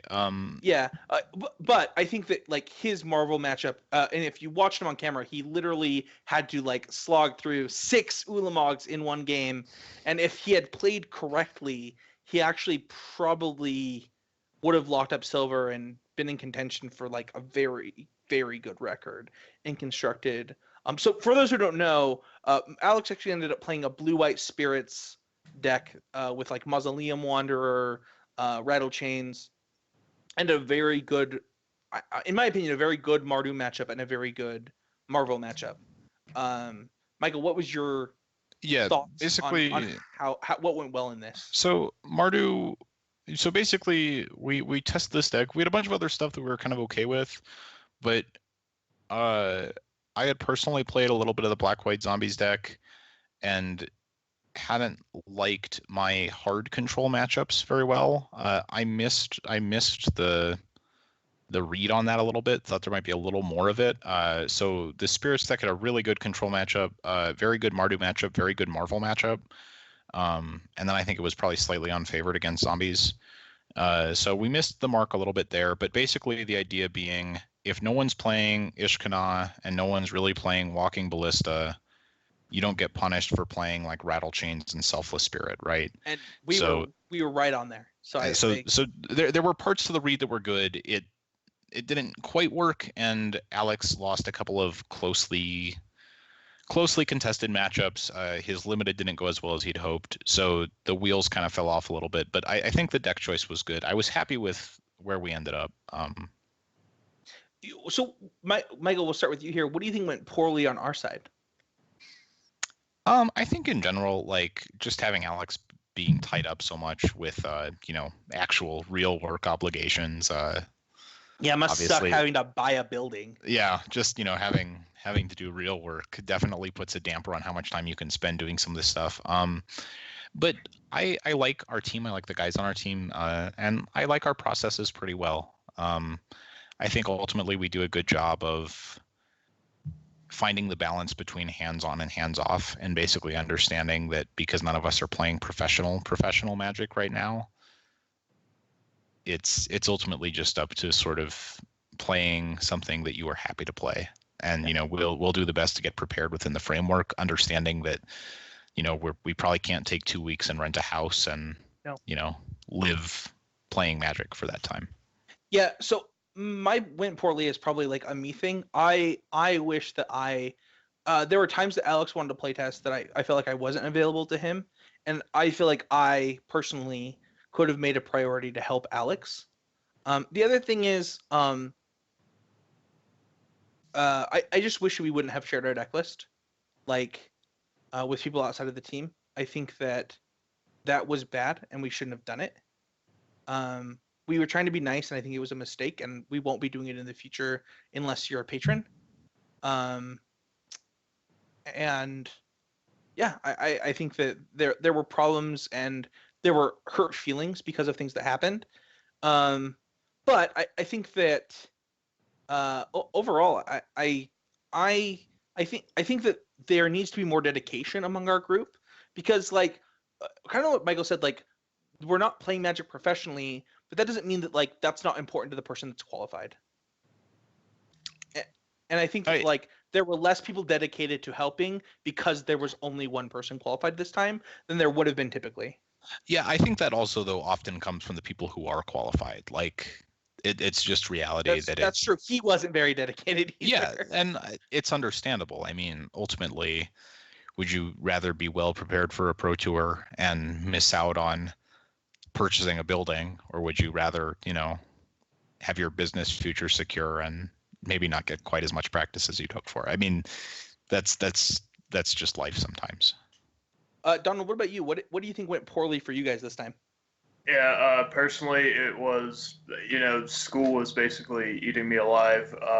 So, yeah, I just didn't have that much time. As a consequence, I went 3-3 in limited. I'm actually very disappointed. I rate limited very highly and try to highly prioritize it. So it really sucks that I went 1-2 in a draft, where my goal every time is to at least go 4-2 and hopefully better. So I was pretty disappointed that I did poorly in limited. But the other consequence that affected the whole team was that we knew Marvel was a deck, but we didn't particularly have good builds. We'd just take these 5-0 deck lists and run it through. But I felt if I wasn't doing school, I would have respected Marvel more and maybe even found like that Genesis list. Like, I mean, I knew Flame Caller is a card. I love Chandra. So, like, it's always in the back of my mind, like, how can I play Flame Caller this standard? So, here's the thing, is this is actually something that we ran into in Pro Tour Kaladesh testing, which is, like, you dial in on a deck, and this might be just a team problem, where, like, multiple people on the team find a deck they like, and then you spend all of your time tuning that deck, but you don't tune the list you play against very often. So, like, but it's also hard, by the way. Let's be clear. It's really hard to tune like lots of decks at once. But what happens is you're like, well, this deck is great. It's beating everything. But you're like, you also didn't tune any of the lists that you're playing against. Yeah.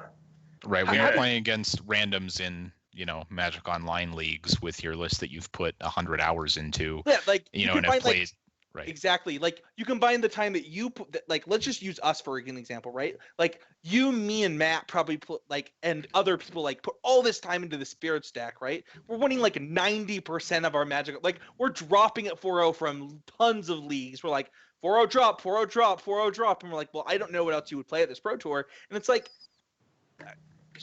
if we had more people qualified and had more time, like obviously would have been like, okay, this deck is great. Let's put this on the side. How can we beat lots of other decks? And like, what else is there, right? And it is a hard balancing act for any team, not just people like us who are like people who aren't pros, but like people like Team Lingering Souls, people like even Team Channel Fireball Ice, right? It's like, do we actually have time to do all of this? Because it's a big task, and if you get it wrong in a big way. Yeah, the super teams messed that up too. Like, I'm sure that Black Green Aristocrats or whatever deck was all over coverage. I was, I'm decent friends with some of those face-to-face guys, and I went up to them like, hey, what's with this deck? Is it good? And they're like, no, it's awful. And I'm like, why bring it? And yeah, basically they said they spent so long. They said they spent literally a whole day of the people who are considering the deck playing it versus the Mardu matchup, and like they literally said they never seen a more even matchup, and some of them just got lost in it. That they didn't consider anything else. They show up with that deck and it's just not good against the field. It's sure they beat the Mardu deck or whatever because they play so much of that matchup, but they fall to everything else. And I think that's a real thing. That's like for those who have never done Pro Tour testing, it's like so easy to get caught up in like that little thing, right? Like you just get pigeonholed into thinking like doing something. It's just very hard not to get inbred. I mean, you're very incentivized to keep grinding with lists that maybe aren't the best because, well, no one knows exactly what's great. So you might find something like a lot better than zombies, right? I mean, if you keep grinding with Cryptolith Right or whatever, you might figure out the perfect balance of all these cards, and all of a sudden it's, better than the sum of its parts. But the flip side is if you, spend a day and a half playing only Cryptolith Right decks and then you decide to just drop them, it's a really big time sink, and it's really easy for it to kind of get away from you in terms of like, wait, how much time we put into this deck? Is it really where we want to be? It's tough to avoid. So how did this Pro Tour testing differ than previous Pro Tour testing, Donald? Well, I got a house. The team got a house the week before, so that was like pretty cool. But I mean, it didn't really change that much. I'm trying to think how it differed. See, I guess ultimately, all things considered, I really just used my time more efficiently, because the big level up was from Kaladesh to Aether Revolt, where that was the shift where I decided I need to start networking, I need to start doing all this stuff. And for context, I qualified to Dublin from Kaladesh for going X and 5, but I went 6-0 in limited and 5-5 in constructed, which, like, I mean, looking back, if I would have just had a half decent constructed deck, I could have top 8'd that Pro Tour. And so yeah, I started networking and stuff, and now, I mean, these last 2 Pro Tours are the first 2 Pro Tours that I actually had like a read on the metagame. Before in Hawaii, I brought Pummeler and went 5-5. Like, that's so awful. And so the level up for this Pro Tour was like using that time more effectively, knowing how to communicate with people to get the most information. So even though I had so much less time with school, ultimately I ended up all right. I had a great deck list for standard. Maybe my limited suffered, sure, but if I didn't optimize that time, I could have been back in a Hawaii situation playing Pummeler or some garbage. Sure. So for us, I think that the huge difference is just like, this is the least number of people we've had qualified for a Pro Tour in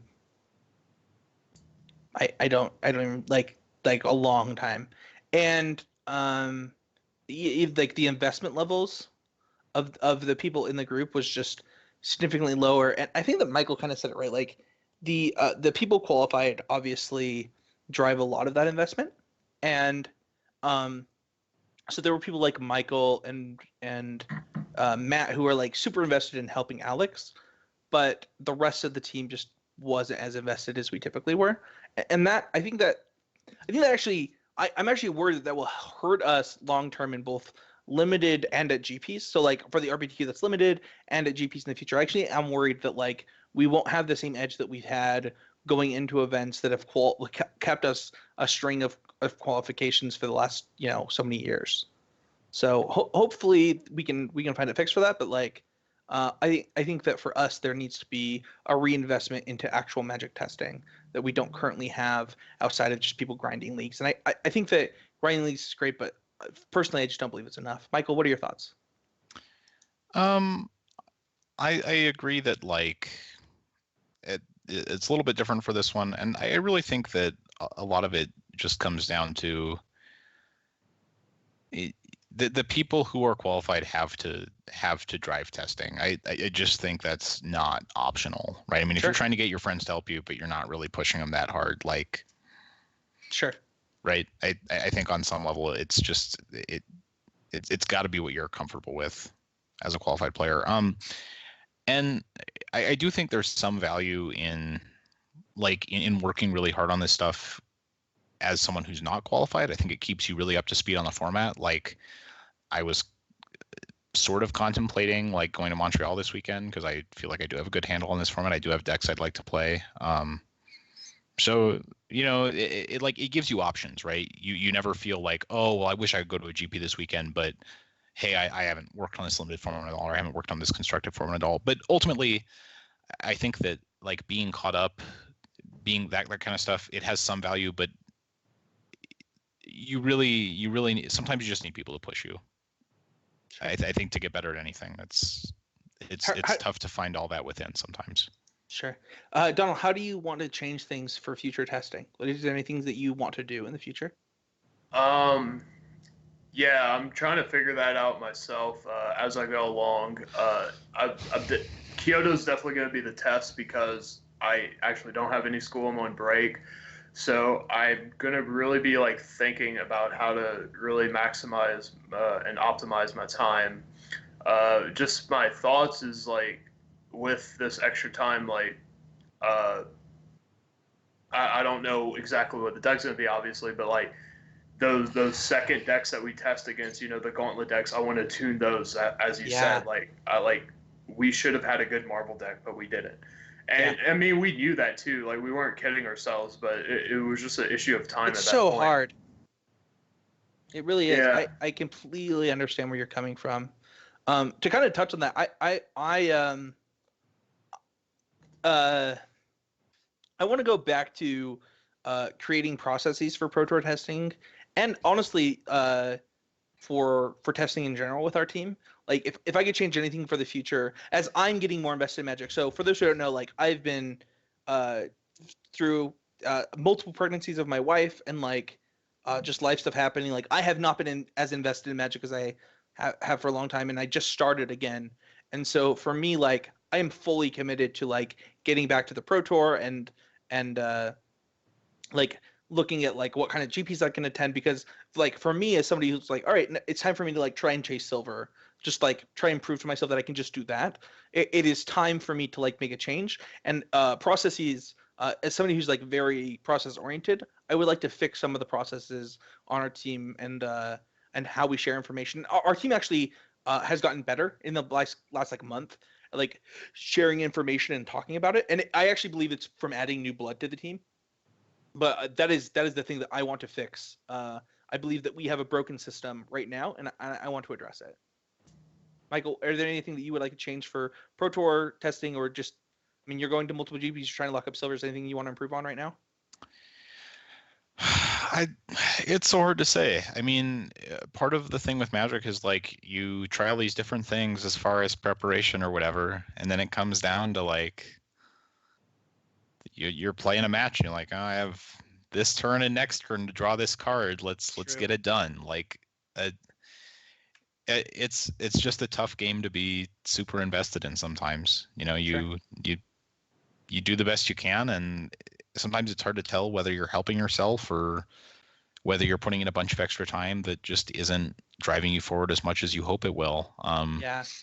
And ultimately, for me, what I want is to be enjoying Magic enough that grinding away at it doesn't feel like a chore. And I feel like recently I've been able to get back to that, and I feel like that's the healthiest place to come at it from, right? If you're having fun with your friends and that's the majority of what Magic is for you, then that's great. I mean, that's the goal, to be able to have fun with your friends and be good at something, right? I mean, that's what I would like. I would like to feel like we're just having a good time with it, but still being productive. Yeah. Yeah. So there was a there's actually a training grounds we're going to do in a couple weeks, but there was my wife loves Dancing with the Stars, and Simone Biles was on the season. She got kicked off yesterday, and there was a quote that was like amazing that she said a few weeks back, where Simone is, for those who don't know, Simone is like maybe the best gymnast literally of all time.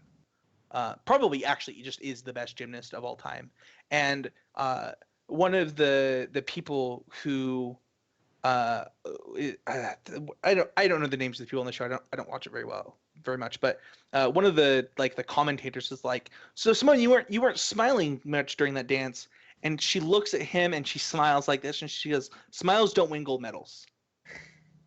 And like I'm thinking to myself like, um, something like I really want to win at Magic. Like I honestly like I have more fun while I'm winning than like anything in the world. And I would like to come up with processes that make me win more. So hopefully that we can do that. And it could be that the Lingering Souls route and the East Coast the East-West Bowl route is like the correct way to go, and I'm excited to have Donald on and kind of like hear his thoughts. It sounds like you were like very bootstrapped on this Pro Tour, and I hope that as you get closer to platinum, you'll be able to be less bootstrapped when it comes to future Pro Tours, Donald. Thank you. Let's wrap this up. So you can join our patrons at patreon.com/ccmtg to become a patron of the show. Starting at $1 more per month, anything that you see fit is really appreciated. We have reached our last goal, so cast tokens, they're coming. They are coming. We'll also try and do a card of the week every single week now. So stay tuned for that. We're gonna do our best on that.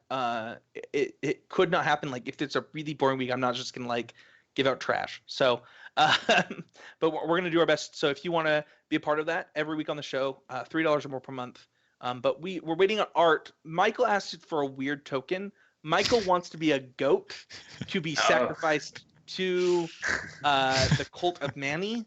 So we have to wait for the art to get done before we can get those cast tokens out. So if you want an 01 goat token, that's what Michael is. So hopefully you like playing Trading Post. Get pumped. But our next goal is awesome. So we actually have a goal of don't we all want to be sacrificed? Shut up. Our next goal is actually paying Michael and Danny. So we're at 319 per month right now in patron donations. Once we get to 500, we're gonna work out a way to pay Danny and Michael for what they do for the show and make things happen. So, which is kind of funny because like I'm offering to like pay for GPs for Michael right now, so it's not like we're not trying to get him something, but we'll actively be paying them once we get to that goal. So patreon.com/ccmtg to become a patron of the show.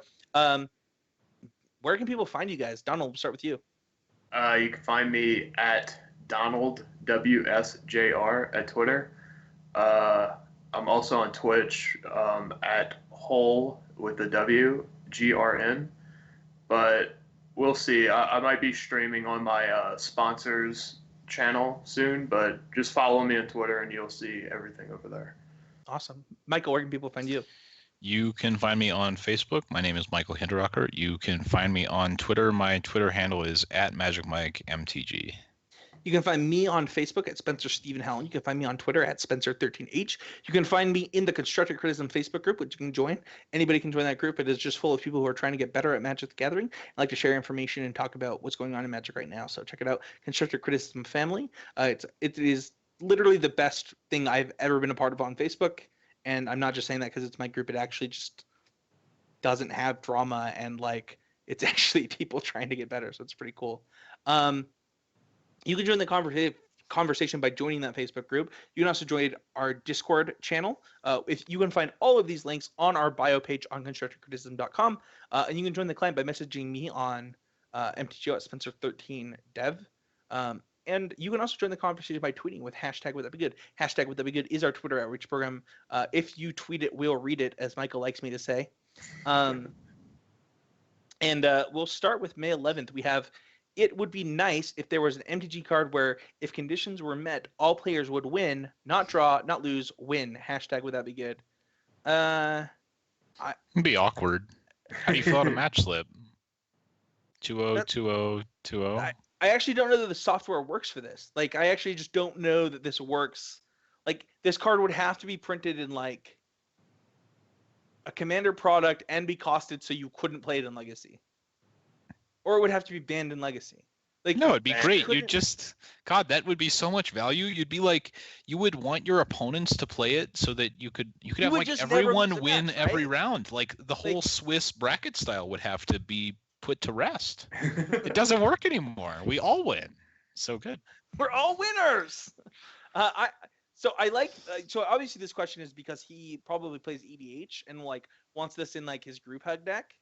But I just don't know. I don't think this could possibly work in like a competitive setting. So that would mess up top 8 math so much. Yeah, exactly. We can draw. Everybody's in top 8. It's us wins. That's the problem. New Paramore album out. New Taylor Swift album out in the fall. Pro Tour Amonkhet tomorrow. Can this year get any better? #WouldThatBeGood. Donald, what are your thoughts on this? I did not know there's a new Taylor Swift album. I'm actually very excited. I really liked her last one. Michael? Well, Donald didn't win the Pro Tour, so, year could still get better. He can win Kyoto. Do you Yeah. realize that you could have won this Pro Tour had you just gone to the GP the week before it, Michael? Yeah, but I probably wouldn't have, so, it's all good. At Kior's follower says, false, Mother of Ruins, best mother, hashtag would that be good? This comes from my Mother's Day tweet there. I said, Den Protector, best mother in Magic. I don't actually think this is particularly close. Like, of all of the mothers in Magic, Den Protector is the most badass. We're not talking playability here. Like, Den Protector is literally has a baby on her hip protecting it. Like, I just don't know what more you could want from a mom. Like, what else? Donald is like looking for something right now. Yeah, I'm gathering mother. Save anything from lightning bolt. It's embarrassing. What? If a lightning bolt strikes, Den Protector doesn't even do anything. Mother of Runes is like, no, get that lightning bolt out of here. I think I like Mother of Goons the best. That's silver border, not legal here.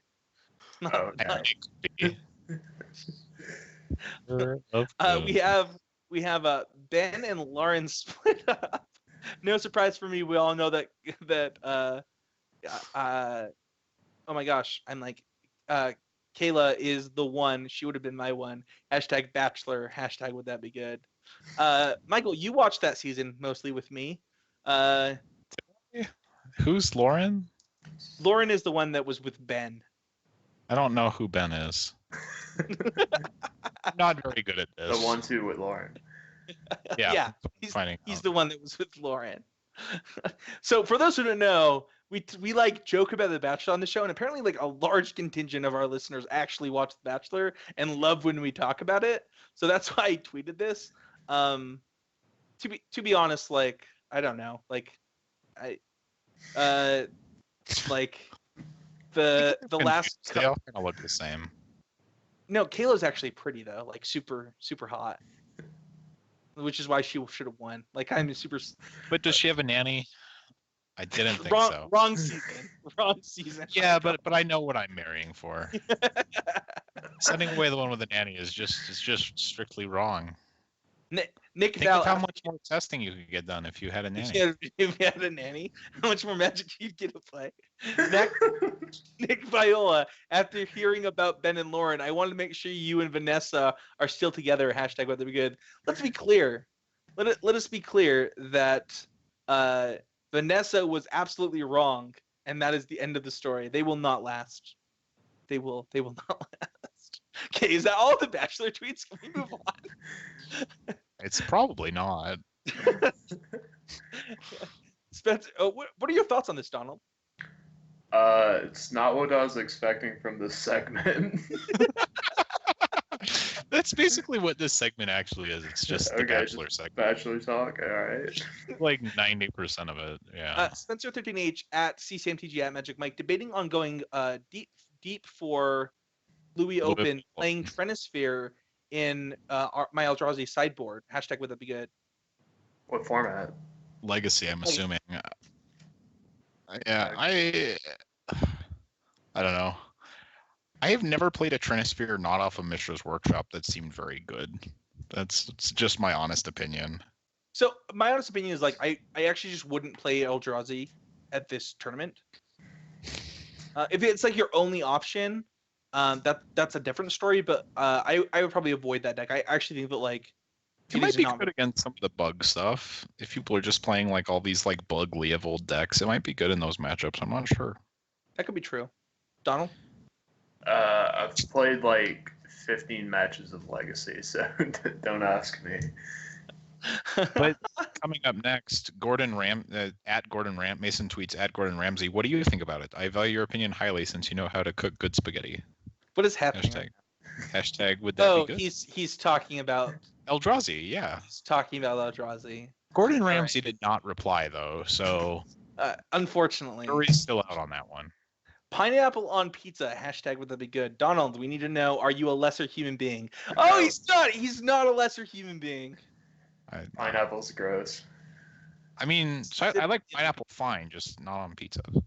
Yeah, so I was talking to my boss at work about this today as I was going through hashtag would be good at lunch, and I was like, ah man, somebody tweeted this, like I have to read this on the show, like this is ridiculous. And like he's like, what do you mean? I was like, I actually believe you are a lesser human being if you like pineapple on pizza. That includes my wife. She is a lesser human being because she likes that. It's a character flaw. It is. It's like picking It's up draws significantly and worse than constructing. unintentional draws Is it? in Magic. I don't know. Absolutely. Like, So I wonder if Owen likes pineapple on pizza, because that would like balance him out to be a normal human. Did you see that tweet that he has gone like 1,200 matches without picking up an unintentional draw? to be Yeah, fair, it's very That's insane. impressive. if it weren't for Mr. BB in Utah, I don't know that I would have an unintentional draw in like the last 5 years. 1,200. I mean, at that level is. To be fair, I don't know that I have that many matches of Magic under my belt. So That's crazy to me. Like, that's crazy.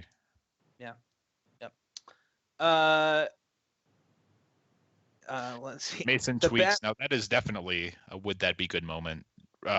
Quoting a tweet, The Bachelor was the only network show to grow its audience last year. I like to think that's mostly because of this. Really? Are there really more Bachelor tweets? It's all the tweets are. Yeah, I like to think it's mostly because of this podcast. You know, they're really getting a lot of free value. Free out of publicity from the show. Yeah, it's working out well. Just from the intro segment while it's on, which isn't true anymore, right? Like you guys won't be at my house to do the pre-show meeting while my wife is watching it. So like we might never see another second of The Bachelor as long as we live, Michael. It's kind of true. It's kind of true. Great. I'm mostly okay with that. Yeah, I also just warning listeners that as you start tweeting these things, we will soon have no idea what you're talking about, like literally at all. OMG, this is the best news I've seen all day. At Corinne Oli, better be the host. And apparently there is a Bachelor spinoff this winter. Yeah, I wonder what percentage of these tweets historically are about The Bachelor, and I'd like to track it over time because I feel like it's growing exponentially. What is happening? Do we need to stop reading Bachelor tweets on the show? Because I feel like they like tweet them just so we'll read them. It's monopolizing it. Yeah, it's. I understand. I mean, I whatever you want us to read, I'm happy to read it. But to be fair, with Corin having a nanny, she does have time to host this new show. Can she actually be the host, or would her nanny technically be the real host? That would be great if Corinne hosted the show, but then just like disappeared to be irresponsible, and the nanny had to host it. I'm gonna lie. When I like picture Corinne's nanny, I like picture Consuela from Family Guy. That's like Corinne does something and she's like, no. Like that's just what I see in my head. I don't know why. I see that. I don't know why. All right, Spencer, this is your tweet.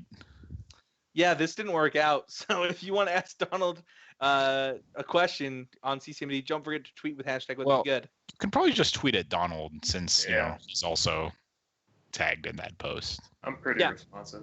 Yeah. And in the future, after this episode, if you want to do that, usually when we have guests on, I do like a Reddit thread or a Patreon thread, and I just forgot this week, so that's my fault, Donald. I'm sorry that you had to list all this Bachelor stuff. It's all right. Well, but also now you know that you can get a nanny and play more Magic. So yeah, that might be worth things it. are mostly working out. Yeah, that should be a Patreon goal. We will get. I might donate money to our own Patreon if I could get a nanny out of it.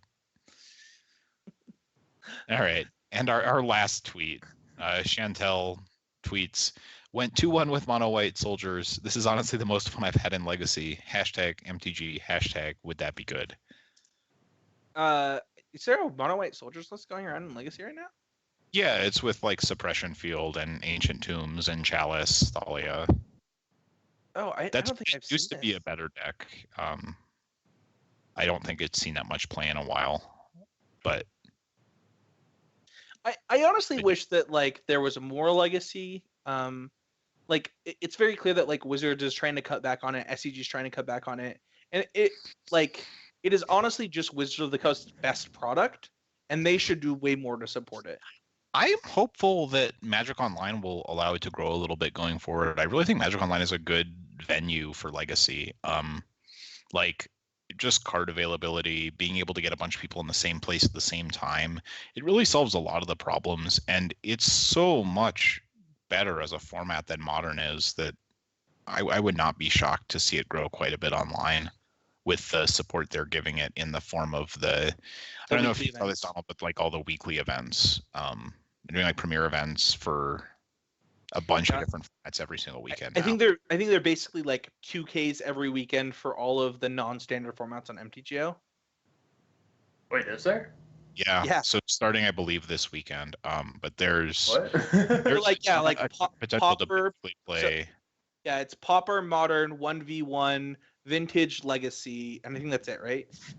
I think so. Yeah, but like 1v1 Commander, by the way. Yeah, there's a ton of opportunity to like actually play some of these formats for cash in a way that you just haven't been able to in the past. So yeah, so like if you just don't have an event on the weekend, it is entirely possible that you just like start making money on MTGO just by like grinding Pauper on the weekends. So like you could go in and buy like basically every Pauper deck today and like probably come out positive not that far in the future.